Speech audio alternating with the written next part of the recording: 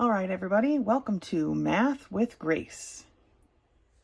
Today we're going to be going through Algebra 2, Book 1, Lessons 1 through 4. Lesson 1 begins on page 2 and it's titled Sets. If you've never used this curriculum before, you'll notice that on the side here are some definitions.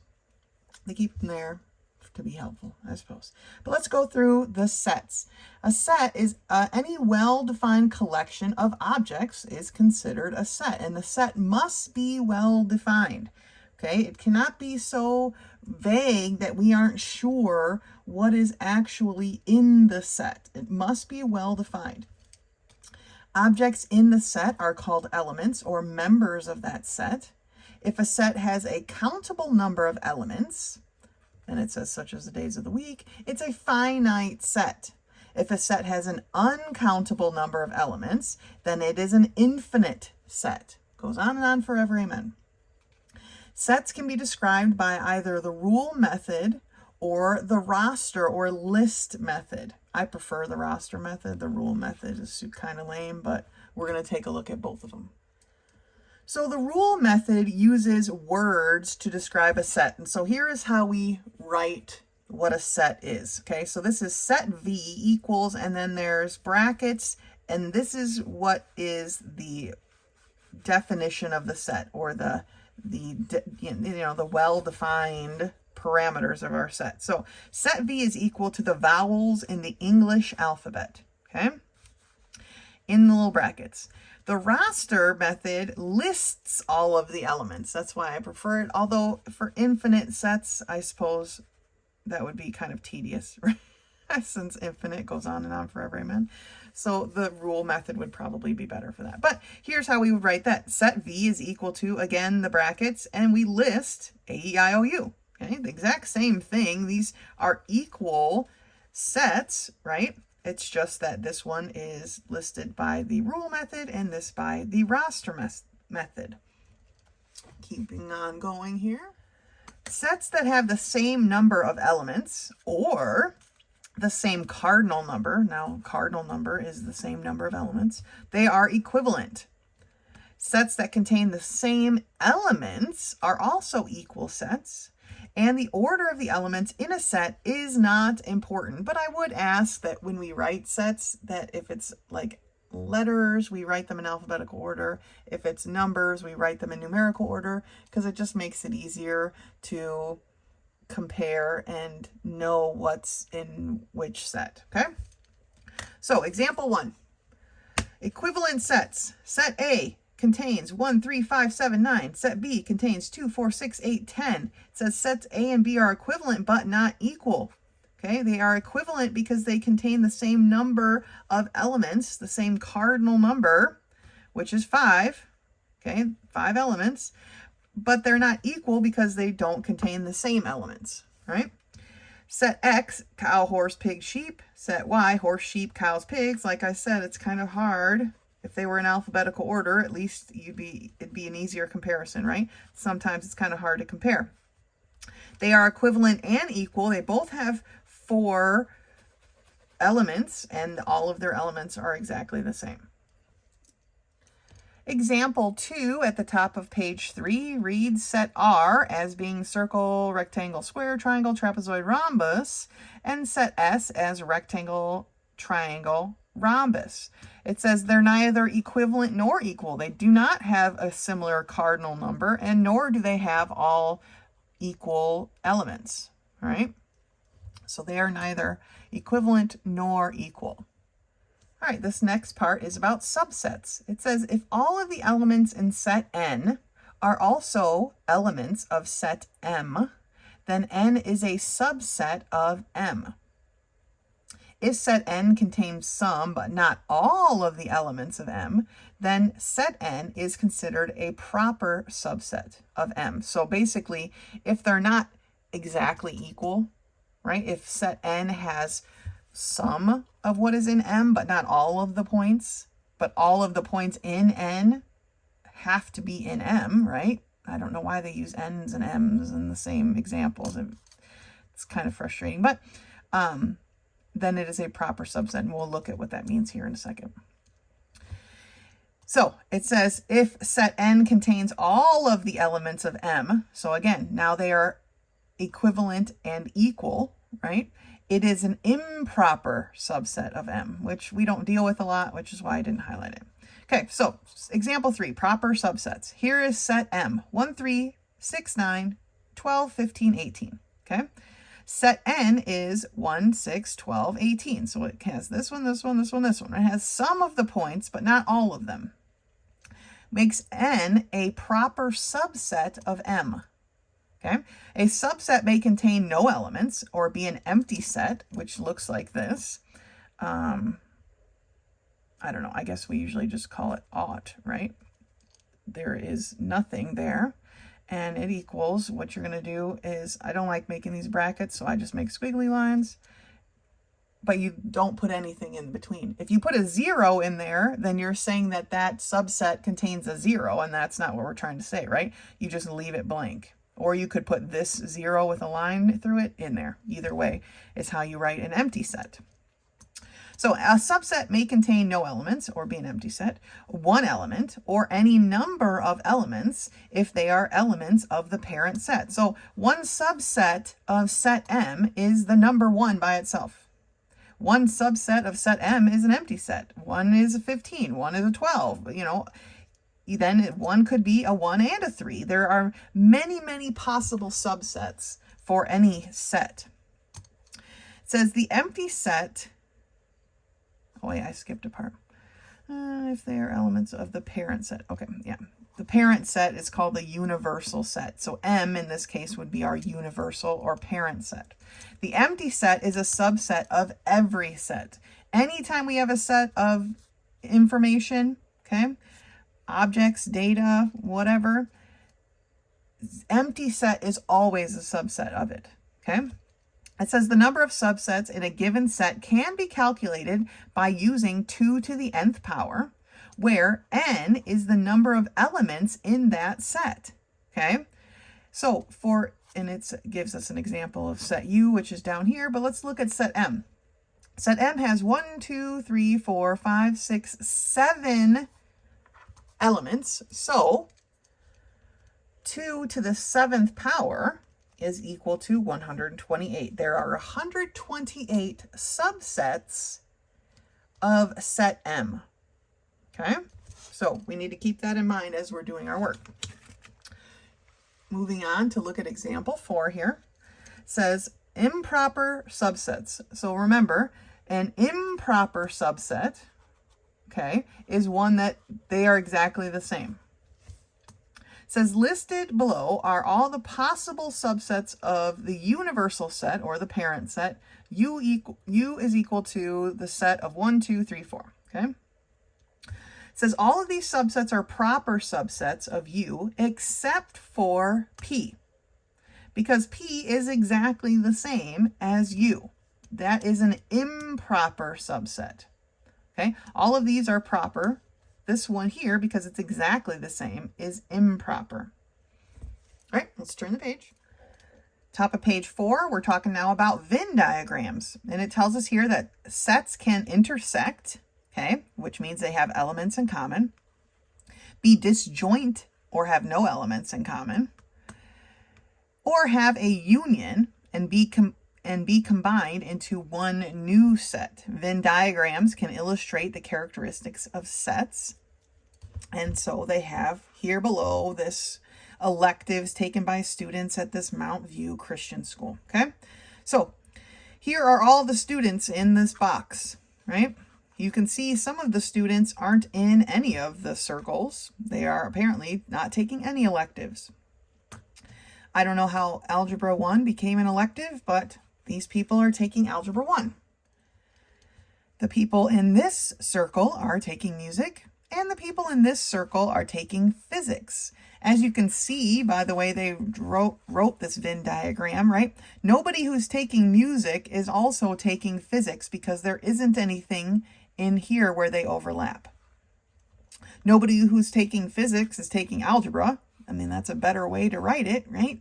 Why show overlapping if they don't actually overlap anywhere? And nobody that's taking music is taking algebra as well. Okay? Looking at the next diagram here, they have the counting numbers. Okay, here's our box between 1 and 10. This is set U, apparently. And then they have odd numbers and they have prime numbers. Okay, and obviously there is some overlapping here. Some odd numbers are prime numbers. And so those are the different sets that they show. Not sure why they label the box, but not. Box is set U. This is set O, maybe because it's an O and they didn't want it to be confused, right?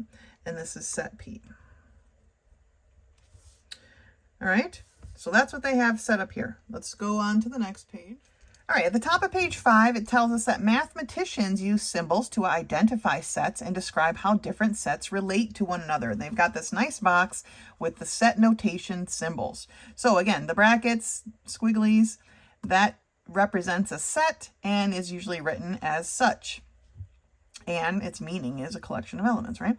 This curvaceous E stands for the elements. So 5 is an element of set A, okay? Or I've also seen it written in the opposite direction. Set A has an element of 5, right? This curvaceous E with the line through it says it's not an element. So 10 is not an element of set A. This C represents a subset. A is a subset of U. Okay. This means not a subset. This, I don't know, curvaceous N upside down U represents an intersection like we talked about in the Venn diagrams. Okay. So when A and B intersect, what are they sharing? Okay. What is in the intersection? A union, this U, represents a union. So the union between A and B are all of the elements of A and B, except we don't repeat things. So if both A and B had a 2, we wouldn't write the 2 twice. We would only write 1, 2. All right. But when we unionize, when we combine A and B, we want to write every element of A and B without repetition. Complement is this little check mark. It says it's complement. A complement are elements that do not belong to set A.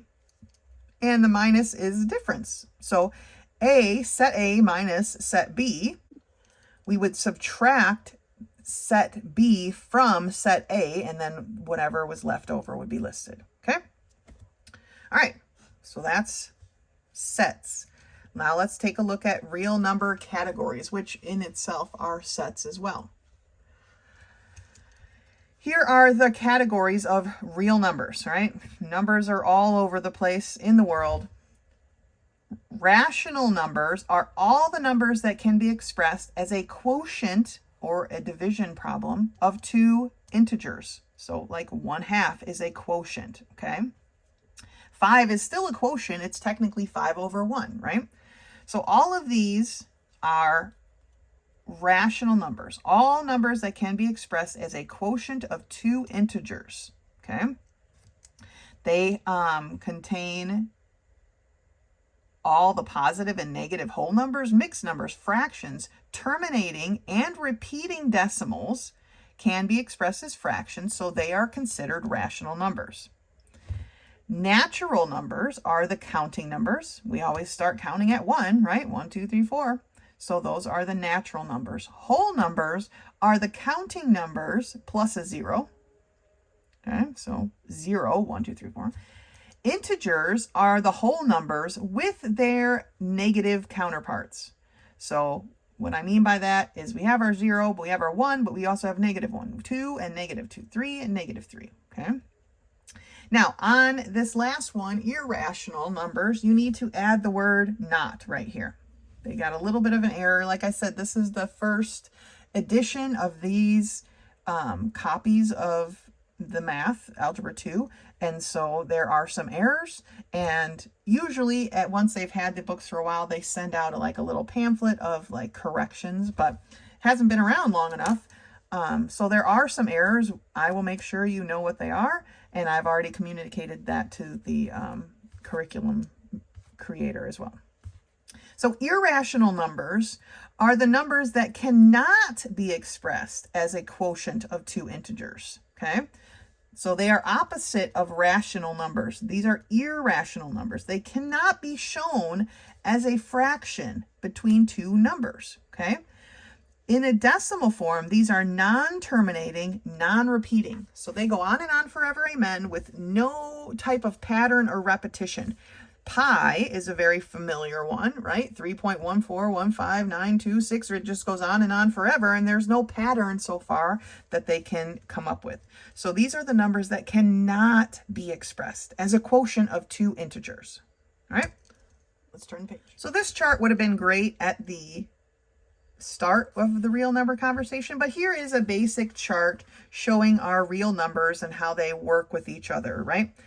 If we start at the innermost box, we've got our natural numbers. Remember, those are our counting numbers. All of the natural numbers are part of the whole numbers. This is kind of like a Venn diagram with rectangles and not circles. So all of the natural numbers are whole numbers, okay? But 0 is not a natural number because it's a whole number, okay? Does that make sense? All of the whole numbers are integers, right? But these are not whole numbers or natural numbers, negatives, because they are integers, right? Okay, so these are part of this box that they're in, but that bigger box is not part of the small one, okay? And rational numbers. All of these things are considered rational numbers, okay? Irrational numbers are over here on this side. They are just by themselves, and they consist of, like I said, never-ending, not repeating decimals, okay? All right, so now we've got some lesson work to do. We're going to do some of it together, and then you can finish the rest on your own. Let's take a look at number 1. It says, given these sets, answer the questions below with a yes or a no. So set D is odd numbers from 1 to 9. F is even numbers from 2 to 10. H is 97531. J is 24810. Try to trick me. And set L is an empty set. Okay, remember that's how empty sets are written. You just don't put anything in there. And here, number 1 says, are sets H and J listed in the roster method? So H and J, are they listed in the roster method? Remember, the roster method lists out all of the elements of that set. So yes, they are listed in the roster method. Let's look at number 7. Are sets F and H infinite? Well, here's F. It says even numbers from 2 to 10. Well, that's not infinite because it has an ending. 2, 10. It says from the number 2 to the number 10. That's it. So that one's not infinite. And then it asks about H. Is H infinite? Again, pretty much anything listed in the roster method, unless it has like a ... is going to be a finite set. So no, these are not infinite. Number 8 reads, what is the cardinal number of set J? Remember, the cardinal number is how many elements that it has. So here's set J. It has 1, 2, 3, 4 elements. It says set J is a proper subset of which other set? Well, let's take a look. J is a 2, 4, 8, 10. These are all even numbers from 2 to 10. So I'm assuming it is, or I know it is a proper subset of the even numbers from 2 to 10. So it is a proper subset of set F. All right, on to the next page. Let's just zoom over here. It says list the real number categories of each constant belongs to. Or sorry, list the real number each constant belongs to. So pi right here is an irrational number. You can just write IR. You do not have to write out irrational. I know what that means, okay? For rational, you can just write RAT. IR is good enough for irrational. All right, what about list the real number categories? So there's going to be possibly more than one. What about 0? Well, 0 is a whole number. This one we have to write out because I don't know. It's also an integer. You can just write INT. And it is a rational number. So RAT. It is all three of those things. It is not a natural number because it's a 0. Okay, but it is all three of these. Right? Working your way up. All right, number 19. Name the number that is a whole number, but not a natural number. Well, that's kind of silly. We just did, right? That is the number 0. It is a whole number, but it's not a natural number because we don't start counting at 0 things. List the first 3 counting numbers. Oh boy, Algebra 2 is kicking in gear. 1, 2, 3. Those are the first 3 counting numbers. All right? Let's take a look at number 26. Write the number of elements that satisfy these set operations. So you might have to review the symbols for 26 through 34. So remember, the down symbol, or the sad face, right, is an intersection. Sometimes I call it a conjunction because it kind of means the same thing. And the U is a union. All right, so O intersecting with H. Where do they intersect? Where do they cross each other? And what is included in there? They just want the number of elements, thank God, because I don't feel like writing all these chemical formulas down. But here is circle O, and here is circle H. Where do they overlap, and what is contained in their overlappation? How many things, right? Well, we have 1, 2, 3, 4, 5. So there are 5 elements that satisfies the intersection of O and H. What about the union of H and Cl, chloride, hydrogen and chloride? What about their union? We're putting them together without repetition. How many things do they have all together between the two? Well, here's my hydrogen, here's my chloride. I have 1, 2, 3, 4, 5, 6, 7, 8, 9, 10 elements, okay? 10 items in their union, putting together of their circles. How much do they have all together? Now, number 28, carbon minus oxygen. So here's my carbon circle. Here's my oxygen circle. If I was basically to take away the oxygen circle, right, and pretend like that's not there, what is left in my carbon circle? How many things? There are only 3. So the answer is 3. All right? So let me check. Is there more on the next page? There isn't more. So this is the work that needs to be done for lesson 1. Go ahead and finish this, and then we'll start up on lesson 2. Lesson 2 begins on page 8, and it's entitled Order of Operations. Again, we've got words to know, definitions on the side. When you're taking your quizzes and your tests, please use your book. I really don't expect people to memorize definitions. Eventually, you will just know them just by use, the amount that we actually use them. But I don't expect you to like sit down and make flashcards and memorize stuff. So just use your book. That's how it always is for tests and quizzes, for formulas and all that good stuff. I don't expect you to memorize formulas or anything else, especially definitions, because they're not my favorite thing to even think about, let alone memorize. So I don't expect that from you. Just use your book on the tests and quizzes. Whenever it asks for a definition, that should be at easy points. Okay? All right, orders of operation. These are things that mathematicians have agreed upon to be the order of operations so that everybody is doing their math in the same way. All right? You probably remember, please excuse, and I'm going to call it excuser because they've added this, my dear Aunt Sally. Right? Please excuse my dear Aunt Sally. That is the order of operations. Parentheses is the first one. We always want to go to the most inner parentheses, brackets, braces, whatever notation that they have here, right? We always want to go to the innermost one. Then comes exponents and roots, and it used to just be exponents because technically exponents and roots are the same thing. A root is just something with a fractional exponent. Okay, so exponents and roots are pretty much the same thing, but they've kind of separated them a little bit. So that's why I said, please excuse her, my dear Aunt Sally, right? Multiplication and division, they hold the same weight, okay? There is no, oh, we multiply first and then we divide. They hold the same weight. You just go from left to right, either multiplying or dividing.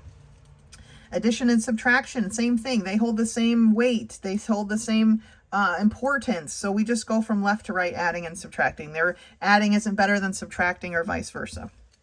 So please excuse her, my dear Aunt Sally, our order of operations. So looking at example 1, let me skirt up here. Looking at example 1, they want us to evaluate this expression. All right, without an order of operations, there's an innumerable amount of ways that someone might decide to solve this problem. We'll come up with different answers, and then math isn't mathing, right?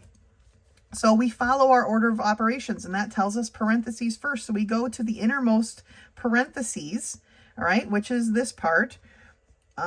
They like to rewrite it. I'm going to just kind of work off of this, how I like to do these kind of problems. You need to kind of figure out what is the way that you like to solve these types of problems. But here's what I like to do. So I know that my 1 plus 2 is in the innermost brackets, right? Innermost parentheses. And so that is what needs to be done first. It's just one operation. It's addition. So that's what I'm going to do. And it becomes a 3. Now my next set of brackets is this, right? Once I do an operation, I have to go back to the top of my list, which is my parentheses or my brackets, same thing. So now inside of this bracket, I have 2 different operations. I have subtraction and I have addition.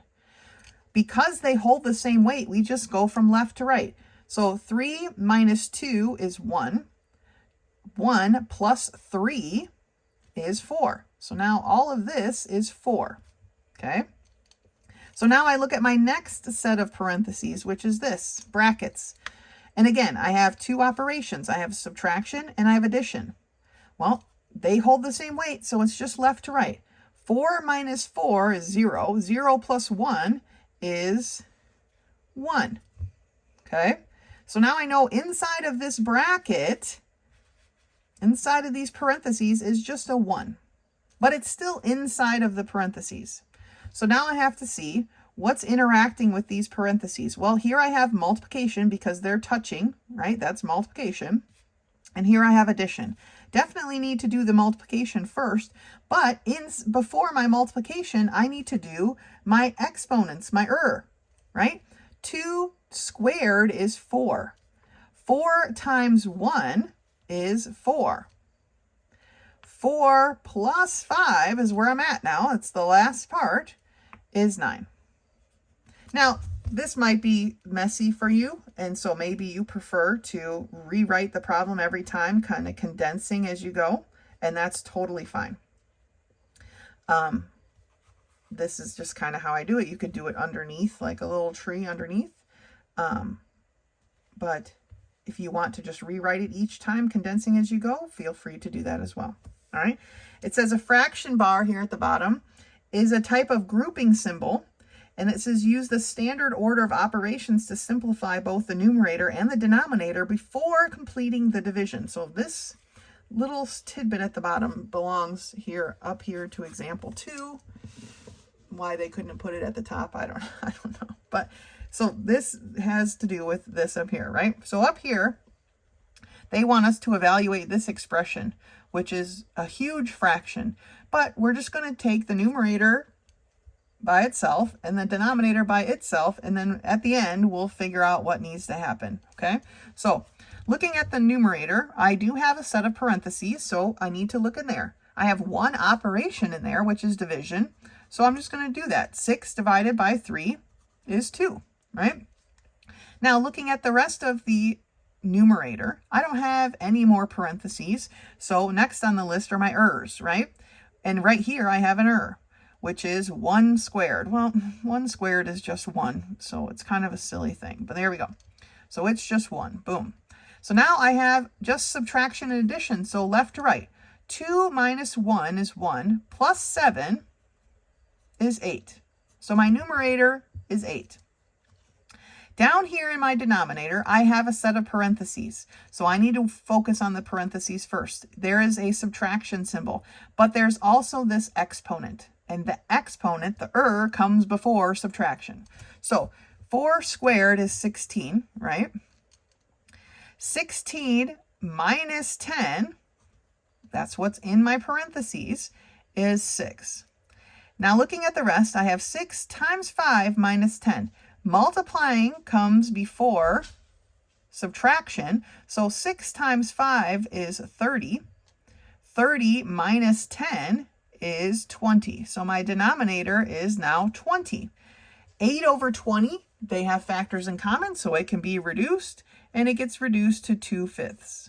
All right, 4, there's 2 4s and 8. There's 5 4s and 20, so 2/5 is my final answer. Now again, you can rewrite the problem each time if you'd like, if that's easier for you than this kind of choppy method that I use. All right. Continuing on, evaluating expressions. A variable in algebra is a letter that represents a value. It says variables are also called unknowns because we don't really know what it is, but we can determine it in most cases. Every variable is paired with a numerical factor called a coefficient. So if you have x or 5y, right, it has a numerical coefficient, a numerical factor called the coefficient. It's the number that's out front. Now, this just plain x may not look like it has a coefficient, right? But it does have that invisible 1. So technically its coefficient is 1. 5y, the coefficient here is the 5. All right. A term is a constant, a variable, or the product or quotient of the numbers and variables. All right. A term is the chunk. This is a term, 5y. Here are some other examples of terms. Even the number 7, which is just a constant, is a term. An algebraic expression is a group of numbers, variables, and symbols of mathematical operations. So we write an expression does not have an equal sign. Each side of the equation is an expression. Oh, wait. Well, an expression does not have an equal sign. Each side of an equation is an expression. So an algebraic expression, no equal signs. Equations have equal signs, okay? They're not being real specific here, but that's what that means. And each side of the equation is an expression. So when we have an equation such as this right here, here's an equation. X equals 2. X is an algebraic expression. 2 is an algebraic expression. They're combined together to make an equation. Right? That's kind of what this is saying here. It says an expression represents a single value. The value of the entire expression can be determined if the value of the variable is known. This is called evaluating the expression. So they want you to evaluate the expression 2x cubed minus 3x plus 4 when x is equal to 2. So x is equal to 2. We're going to substitute that in for all of these x's here. So here is the original equation or expression. 2, now we're substituting the 2 for the x, but it's still cubed, minus 3 times 2 plus 4. 2 cubed, so 2 times 2 times 2, right? 2 times 2 is 4. 4 times 2 is 8. So 2 cubed is 8. 2 times 8 is 16. Negative 3 times 2 is negative 6, and our 4 is just hanging out there at the end. We add them all together, and we get 14. And then it says here, simplify expressions that have several variables the same way. Let's turn the page and see what that means. So here at the top of page 10, example 4, they want you to evaluate the expression x squared minus 5, the quantity, times y divided by z minus y when x is 5, y is 2, z is 10. So again, we're going to carefully substitute in each value for the proper variable and then solve, right? 2 or more terms that have the same variables and exponents are called like terms. Like terms can be combined by adding or subtracting the coefficients while leaving the variables the same.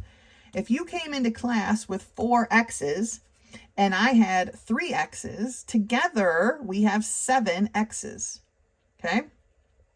If I have 5 xy squareds and I gave 2 of them to you, then now I only have 3 xy squareds, okay? You add or subtract the coefficient and leave the variables the same. When we multiply 2 or more terms, we multiply the coefficients and the variable separately, then combine the results into one product. 5x times 7x, if you need to rewrite it like this, then that's fine, but I just kind of 5 times 7 is 35. X times x is x squared, okay? 6a times the quantity negative 3ab. 6 times negative 3 is negative 18. A times a is a squared, and then it's just b is b, all right? Keep in mind that multiplying odd number of negatives yields a negative answer, while multiplying an even number of negatives produces a positive answer, okay? Here's just 1 negative, so it's negative. 3 negatives, negative answer. 4 negatives is a positive. 2 negatives is a positive, right? Negative times negative is positive. So, even, positive, negative, odd, negative. Bottom of page 10, they're talking about polynomials. Polynomials are the simplest algebraic expressions. A polynomial is an algebraic expression of one or more terms separated by plus and minus signs. While polynomials can include division, no variables may occur in the denominator. None of the variables may have a negative or fractional exponent, so there's no roots, okay? So each of the following expressions is a polynomial. 3x squared minus 5, 7xy squared, 9x cubed plus 4x squared minus 5x plus 3 polynomial. 3x squared over 2 polynomial, because we know variable may be in the denominator, but it can be in the numerator. When writing polynomials with more than one variable, we write the variables of each term in alphabetical order. Then arrange the terms in descending powers as shown here, okay? 5x to the 4th plus x to the 3rd minus 2x squared plus 6x plus 8. Okay, we went 4, 3, 2, 1, basically, and then this was just a constant. Looking at page 11, we see here that polynomials are often classified or named according to how many terms they contain. A polynomial of one term is a monomial, 1, right? Mono is 1. Of 2 terms is a binomial. 3 terms is a trinomial. And an expression with more than 3 terms is just called a polynomial.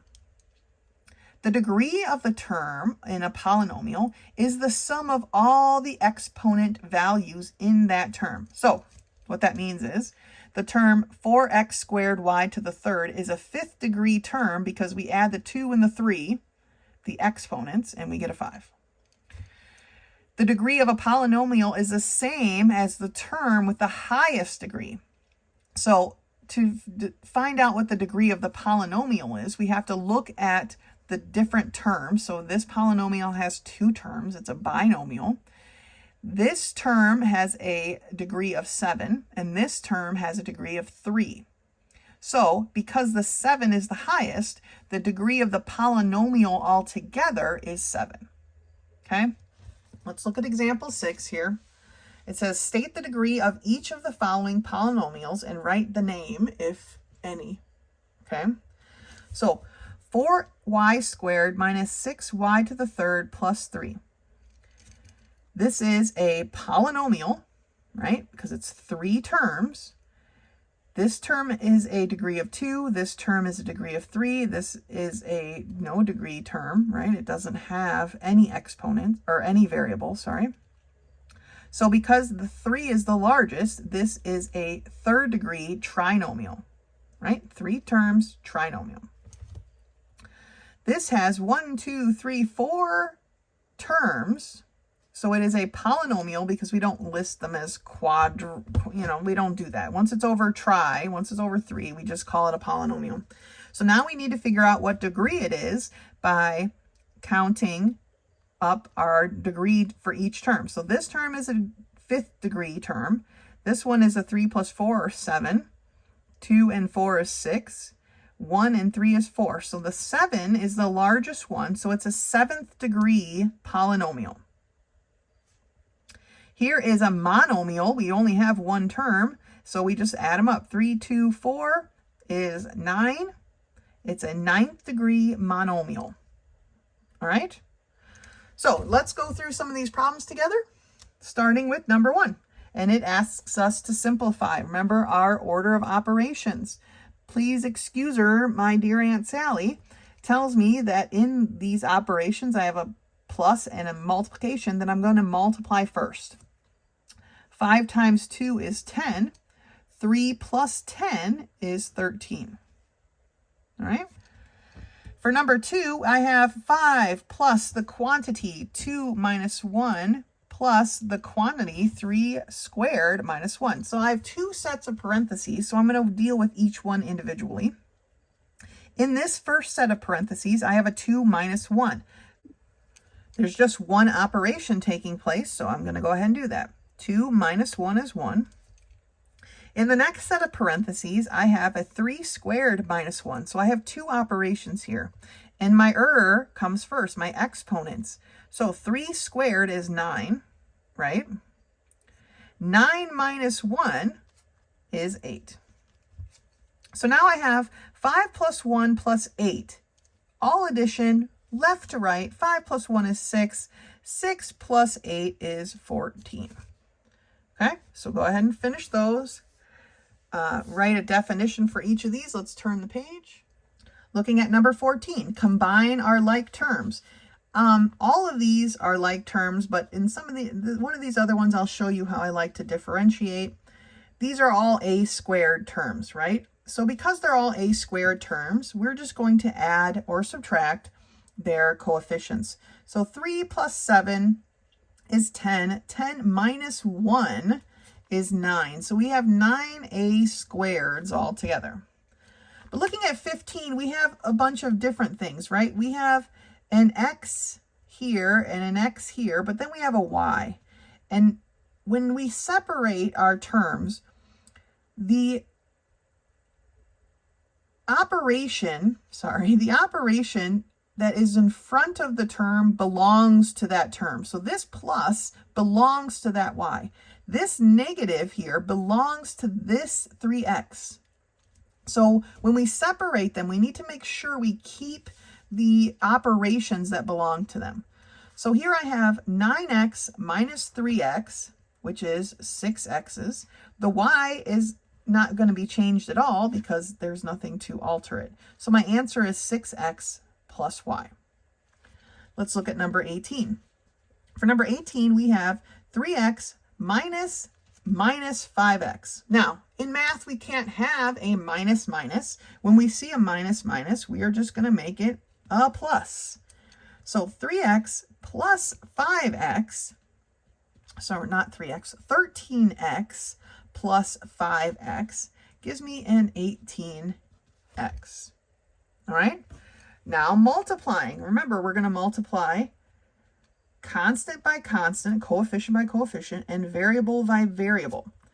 3 times 5 is 15. X times y is just xy.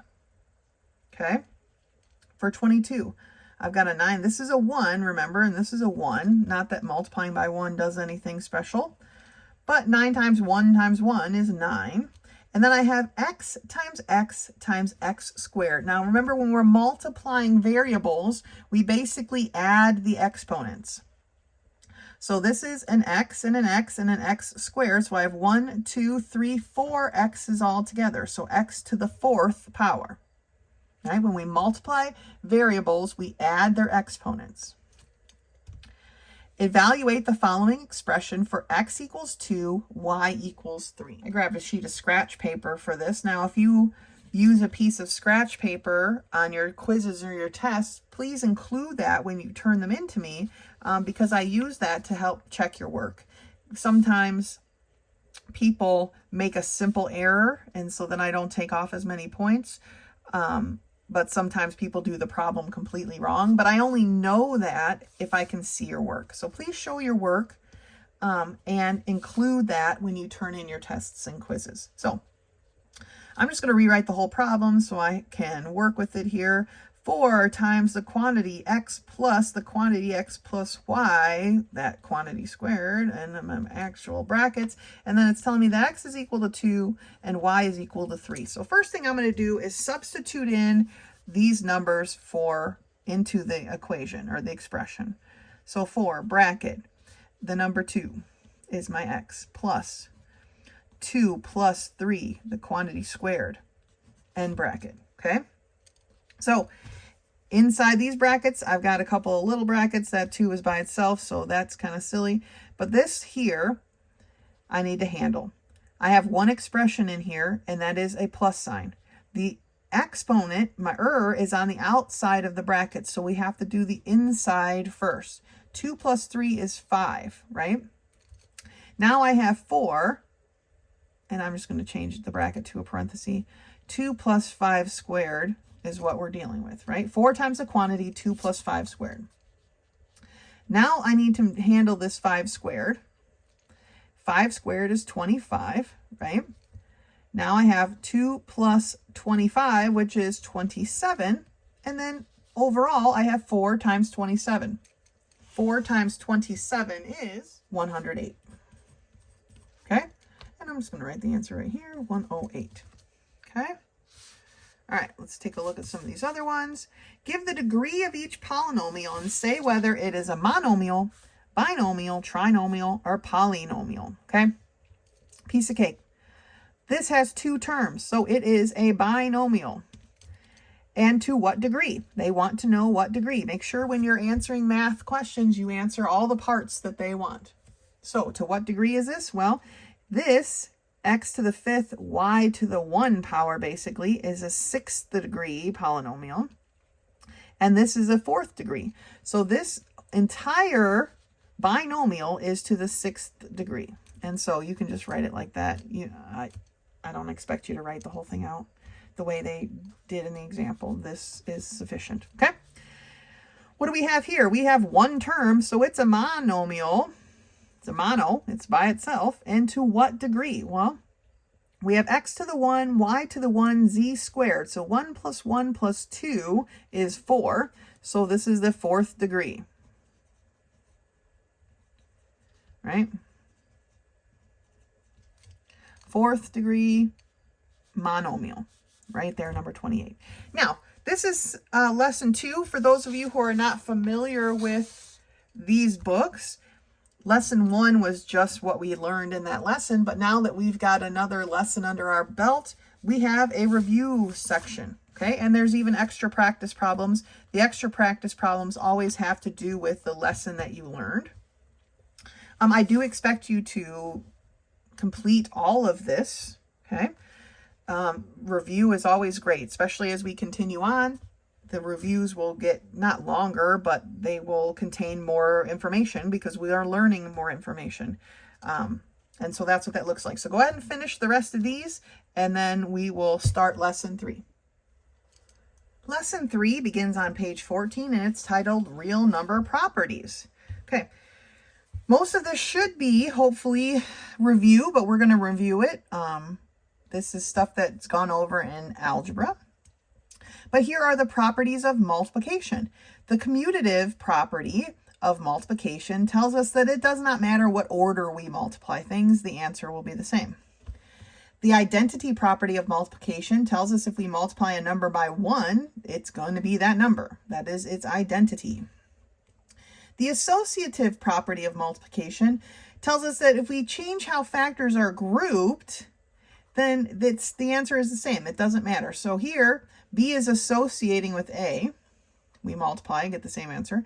Here, B is associating with C. That it doesn't change the answer, okay? Distributive property of multiplication tells us that when we have something multiplied by a set of parentheses, by a set of terms, we have to multiply each term in the parentheses by that something. Zero property says if we multiply something by 0, we're going to get a 0. And the inverse property of multiplication says if we multiply something by its inverse or its reciprocal, then we will get 1. All right? Sliding over to page 15, we see the properties of addition. And now some of them have the same name and they kind of represent the same thing. And so this should be a quick one. Commutative property, doesn't matter what order we add.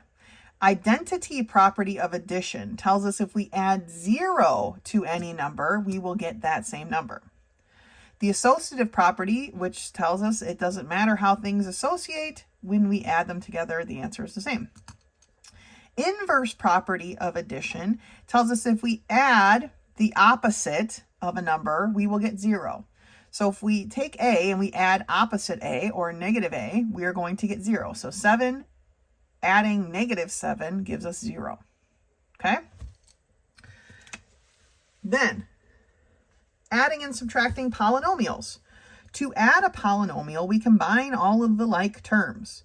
So when we add the polynomial 2x squared minus 4x plus 3, and we're adding the quantity 5x squared plus 4x minus 2, we're just adding the like terms. And so here's where my like markers come in handy. So here is a squared and here is a squared. So I'm going to underline them. Here is an x term, and remember that negative belongs to this x term. And here is an x term, and that positive belongs to this x term. And then I like to circle my constants and make sure you circle the terms that belong with them. And then we can combine the like terms, right? 2x squared plus 5x squared gives me a 7x squared. Negative 4x plus 4x is 0, so it's out. And then 3 minus 2 is a 1. Okay? So that's how we add polynomials. I like to mark them off. They kind of combine them here in parentheses in their group. They put their like terms in pairs. But I like to just mark them like this. That's how I'm going to do it. To subtract a polynomial, it's a little bit different, okay? Because we have to make sure we subtract every piece. And so what that means is this negative has to be distributed through these whole parentheses. Basically, we have to change the sign of every term in the second part, okay? So when we're subtracting 4x to the third minus 2x squared minus 5x plus 16, and we're subtracting the quantity 6x to the third plus 3x squared plus x minus 5, we're basically subtracting, and they forgot the little x here, 6x to the third minus 3x squared minus x plus 5. Okay, we had to distribute this negative to every part of this set of parentheses, and a negative times a negative is a positive. So this 5 becomes positive. And then they combine their like terms. So again, here's an x to the third and an x to the third. Here is an x squared and an x squared. Here is an x term. I'm going to put a swoop over it. Make sure you're keeping those operations with them. And then I like to circle my constants. Okay, so 4x to the third minus 6x to the third gives me a negative 2x to the third. Overlined was my x squared, so I have a negative 2x squared minus 3x squared. So I'm going down 2 and then down 3 more, gives me a negative 5x squared. And then I have negative 5x minus x. So again, I went down 5 and I'm going down 1 more, gives me a negative 6x. And then I have 16 plus 5, which is 21. Okay? So again, you can group yours together. I don't care how you go about the process, okay? As long as we're getting to the same answer. It's when we're not getting to the same answer that we need to talk about your process, okay? All right, let's turn the page. So we're on some of the work to do together. Here it says, write the missing number for each equation and name the property illustrated. So I'm dealing with an addition property, right? There I have 4 plus the quantity 5 plus 3 is the same as blank plus 5, the quantity, plus 3. Well, the answer here is 4, right? And this is the associative property of addition, right? It doesn't matter which is associating with which. When we add them together, they will be the same. For number 3, what number plus a negative 10 is going to give me 0? Well, this is going to be a 10, and again, we're adding here, so it's an addition property, and this is the inverse property of addition. So inverse of addition, okay? I'm not real strict on writing everything out, so as long as I know what you're talking about, we're set. All right, sorry, the missing number for each equation and name its property. So now we're talking about division, or sorry, multiplication ones. So 54 times what number is going to be 54? It is a 1, right? And this is the identity of multiplication. And I like to just put parentheses for the multiplication. So then we have 2 times the quantity, 3 plus 5 is equal to the quantity 2 times 3 plus the quantity 2 times what? Well, 2 times 3 and then 2 times 5. This is the distributive property of multiplication. Okay, we don't really have a distributive property of addition, but that is what that is called. All right, and then you've got some more to do. And now they want us to add or subtract the following polynomials. I grabbed a scratch paper, but I won't need that till number 12, but I'm going to mark my like terms. So I have an x to the third and an x to the third. I have an x squared and an x squared. I have a regular x, and yeah, I'm putting it in a box this time. And I have a circle, and I have a constant and a constant, right? You can mark these however you want. If you want to use colored pencils or whatever to mark them, you do you, okay? So 8x to the third plus 2x to the third is 10 x's to the thirds, right?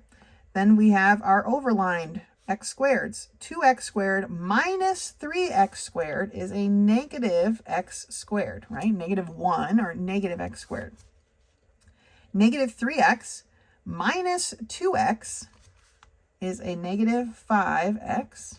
And then 7 plus 2 is 9. All right, we've added our polynomials. Now for number 12, we need to subtract our polynomials. So what I'm going to do is transfer it here onto my scratch paper. Careful when you're transferring things because you want to make sure you do it and not leave anything behind or miswrite something. But now I need to distribute this negative sign through all this parentheses, right? So I have a negative 2z squared minus 3yz minus 4y squared. Okay, so now I'm going to mark my like terms. I have a 4yz and a negative 3yz. I have a negative z squared and, well, it doesn't matter, z squared, negative z squared, z squared. And I have here we can do an underswoop for this one. I have y squareds. Okay, so now I can combine my like terms. 4yz minus 3yz's gives me a yz, one of them left. Negative z squared minus 2z squared. So this negative is a -1. So -1 minus 2 is negative 3z squared.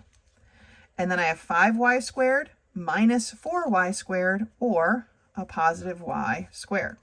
So that's my answer. I'm going to write it here, yz minus 3z squared. This is the point where most people make a mistake in transferring their answer to their paper. So be careful and always include your work page when you turn in your quizzes and tests. I'm going to just keep saying it because you'd be surprised how often that doesn't happen. All right. So that is our new work for today. Again, do your review. Here are extra practice problems that apply to our lesson for today. Finish that up, and then we'll start lesson 4. Lesson 4 begins on page 18, and it's all about exponents. And here we read that an exponent indicates how many times a number, called a base, is multiplied by itself. x to the fourth power means x times x times x times x, right? Terms with exponents are often called powers. So this is to the power of 4, right? The rule for simplifying exponents are the same whether the base is a variable or a number. So here are the properties of powers, or properties of exponents. The power of 0. Anything to the power of 0 is equal to 1. Doesn't matter. X to the 0 is 1, negative 3 to the 0 is 1, 100 to the 0 is 1. The power of 1. Anything to the power of 1 equals itself. Okay, x to the 1 is x, 5 to the 1 is 5, 100 to the 1 power is 100. It says any power that has a negative exponent can be expressed with a positive exponent if it is written as the reciprocal of that term. Okay, here's my negative powers. X to the negative a is equal to 1 over x to the a. We just flip it. We take the reciprocal, okay? Or 1 over x to the negative 2 power. If we flip it over, we're going to cross this line, okay? See the line of the division bar, and we change its sign. So when x negative 2 crosses that line, it becomes an x to the positive 2. When this x to the negative a crosses the line into the denominator, it becomes x to a positive a. All right. It says when working with equal bases, let me scooch up here. When working with equal bases, the following rules apply. The product of two powers, or multiple powers, honestly. When we add powers with the same base, x being the base, we're multiplying these together. We add the exponents. When we multiply powers of the same base, x to the a times x to the b, we add their exponents. So x to the 5th times x squared is x to the 5 plus 2, or x to the 7th power. When we're dividing, we subtract their exponents. So x to the 6th divided by x to the 3rd is x to the 6 minus 3, or x to the 3rd power. And when we take a power to the power, okay, then we multiply. So x to the a power, all of that to the b power is x to the a times b, or x to the 4th raised to the 2nd power is x to the 4 times 2, or a total of x to the 8th power, okay? So when we're multiplying, we add the exponents. When we divide, we subtract the exponents. We got power to the power, then we multiply the exponents, okay? Let's skirt on to page 19. Uh-oh. I got a lot going on this desk. Something got tangled up there. Okay, so here is example 1. They have 3 problems here. Let's just pick this middle one because they get kind of messy. They want us to multiply x to the 3rd yz squared times xyz to the 4th. Okay? X to the 3rd times x is 3 plus 1, or x to the 4th. Y times y is y to the 1 plus 1, or y squared. Z squared times z to the 4th is 2 plus 4, or z to the 6th. Okay? When you divide, sometimes it's easier to see it like this.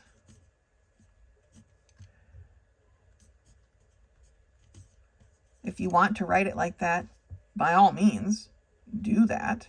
Because what happens here is the way that they did it, they end up with a negative exponent, right? And we don't really want to work with that because we just have to rewrite it again. So when we look at it in this form, we can say we have x to the 7th, y to the 3rd, divided by x to the 4th, y to the 5th. Looking at our x bases, which one is larger? It's the 7, right? So the 4 is going to come up, and so it's going to change its sign. So rather than being x to the positive 4, it's going to become x to a negative 4. So negative 4 plus 7, or 7 minus 4, gives me x to the 3rd power in the numerator.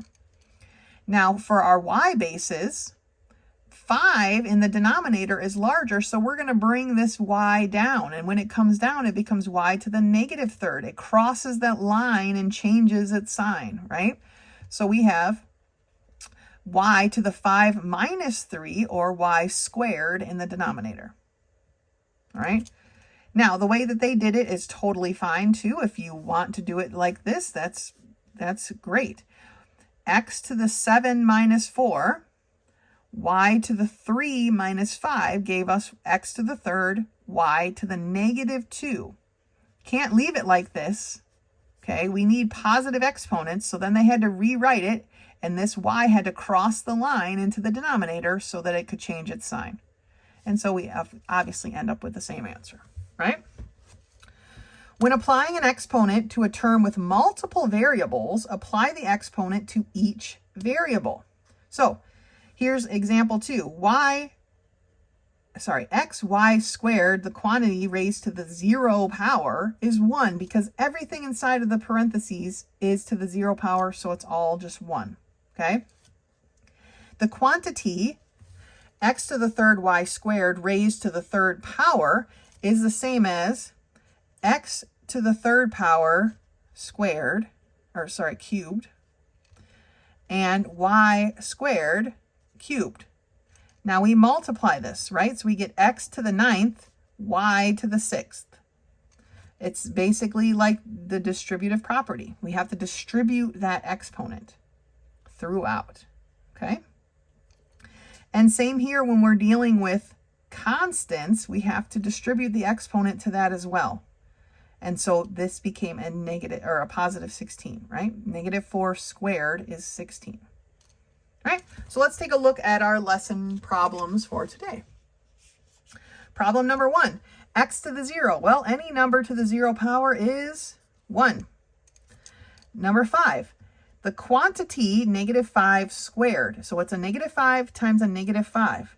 That is going to be equal to 25.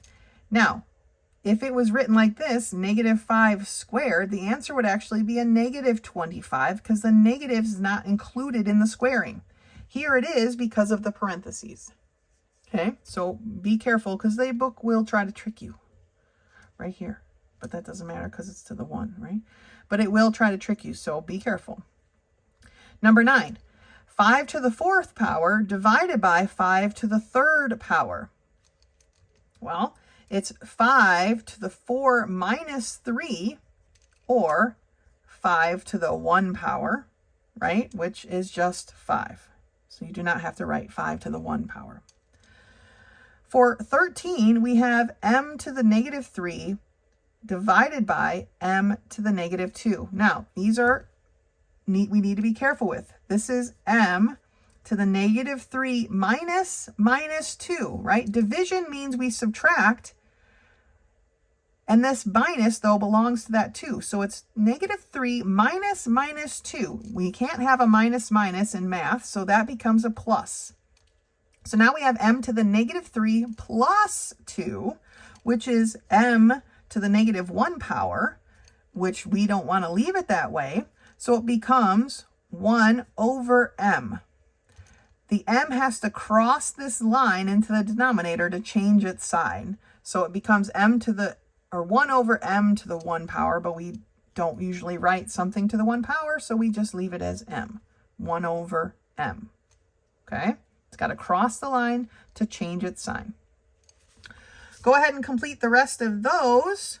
That is the end of lesson 4. Lesson 5 is, for those of you who have not used this curriculum before, is just a note that says take your quiz. So once you finish lesson 4, this is the point where you would take your quiz. Remember, if you use a scratch piece of paper, to turn that into me, and remember to put your name on every piece of paper that you do turn into me. All right? If you have any questions, you can reach me by text. You've got my number at the top of the syllabus. Otherwise, until next time.